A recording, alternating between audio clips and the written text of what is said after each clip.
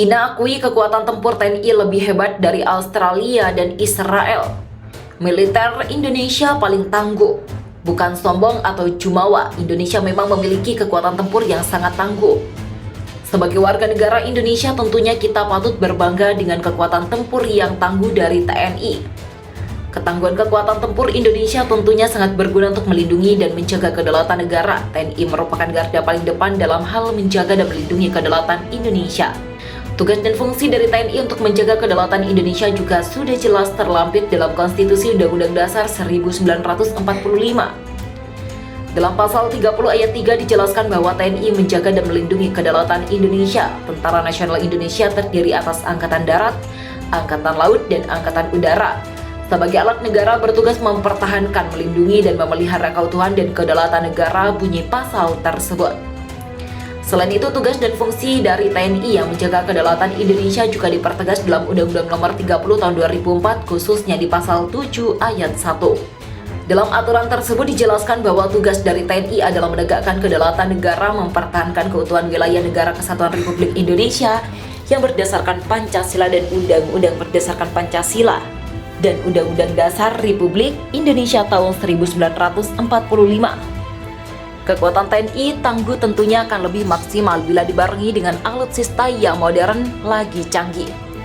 Dengan memiliki alutsista yang modern dan canggih akan memaksimalkan penjagaan kedaulatan Indonesia. Untuk itu, sebagai warga negara Indonesia, kita harus mendukung upaya pemerintah dalam menghadirkan alutsista yang canggih untuk TNI. Saat ini pemerintah bisa dibilang telah mulai langkah dalam upaya modernisasi alutsista. Misalnya di tubuh TNI AU, Indonesia bersama dengan Korsel sedang dalam tahap pengembangan KF-21 Boramae. KF-21 Boramae merupakan jet tempur yang digarap secara bersama oleh Indonesia dan Korsel. Dengan ikut menggarap KF-21 Boramae, maka di masa depan TNI AU akan diperkuat dengan jet tempur itu. Keberadaan KF-21 Boramae sangat jelas akan menambah daya gedor TNI AU. Mengingat KF-21 Boramae merupakan jet tempur generasi 45 yang jelas canggih.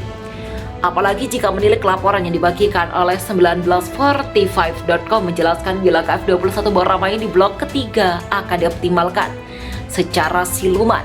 Jika hal ini benar adanya, maka kekuatan yang dimiliki oleh KF-21 Boramae benar-benar mumpuni. Selain itu, TNI AU juga diperkuat dengan keberadaan Rafale Perancis. Pada Februari tahun ini, Indonesia berhasil menggandeng Perancis untuk bisa menghadirkan Rafale bagi TNI AU. Tentunya keberadaan Rafale ini akan menambah kekuatan jet tempur milik TNI AU. Tak cukup dengan Rafale, Indonesia saat ini tengah dalam upaya untuk bisa membawa balik F-15 Eagle II dari AS. Sinyal kuat Indonesia bisa memiliki F-15 Eagle juga sudah bersinar terang. Soalnya Indonesia sudah dapat restu terkait adanya potensi penjualan F-15 Eagle II dari AS. Jelas jika semuanya berjalan lancar, hanya sedikit langkah lagi untuk Indonesia bisa punya F-15 Eagle II.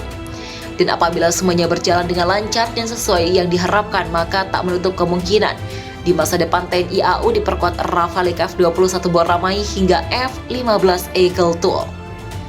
Di tubuh TNI AL juga sama, Indonesia siap memperkuat matra laut dengan mendatangkan kapal perang baru.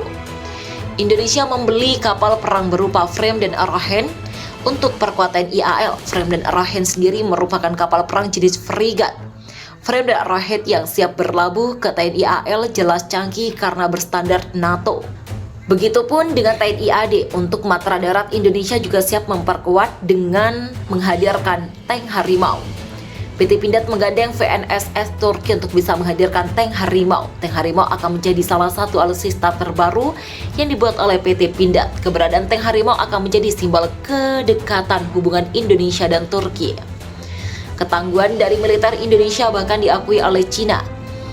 Cina bahkan membandingkan kekuatan tempur TNI dengan negara tetangga lainnya. Dalam laporan yang dibagikan 163.com menerangkan bila kekuatan militer Indonesia jadi yang terkuat di ASEAN.